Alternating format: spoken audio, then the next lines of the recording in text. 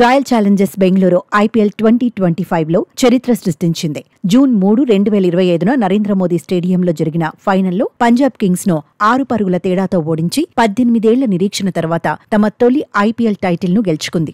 RCB 20 ఓవర్లలో 199 score చేయగా విరాట్ కోహ్లీ 43 పరుగులతో టాప్ స్కోరర్ గా నిలిచాడు. కృణాల్ పాండ్యా, భువనేశ్వర్ కుమార్ బౌలింగ్ లో పంజాబ్ కింగ్స్ 184-7కు పరిమితమైంది. ఈ మ్యాచ్ లో Krunal Pandya player of the match గా ఎంపికయ్యాడు. మరోవైపు బ్రాండ్ విలువలోనూ ఆర్సీబీ అగ్రస్థానంలో నిలిచింది. హౌలీహాన్ లోకి నివేదిక ప్రకారం ఆర్సీబీ బ్రాండ్ విలువ 2024లో 227 మిలియన్ నుంచి 269 మిలియన్ కు పెరిగింది. దీంతో Chennai super Kings 235 millions, Mumbai Indians 242 million ను అధిగమించింది. పంజాబ్ కింగ్స్ 39.6% వృద్ధితో అత్యధిక శాతం పెరుగుదల నమోదు చేసింది. ఐపీఎల్ మొత్తం వ్యాపార విలువ 12.9% పెరిగి 18.5 బిలియన్ కు, బ్రాండ్ విలువ 13.8% పెరిగి 3.9 బిలియన్ కు చేరింది.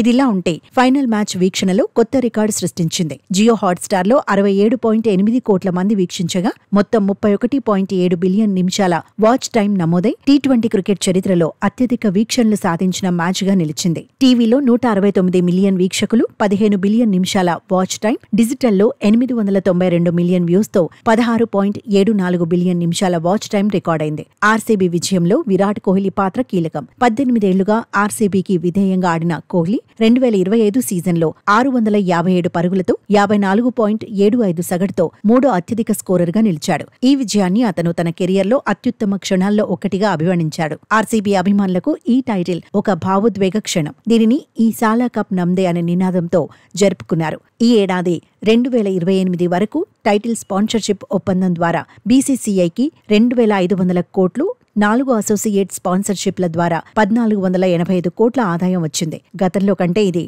25% అధికంగా ఉంది.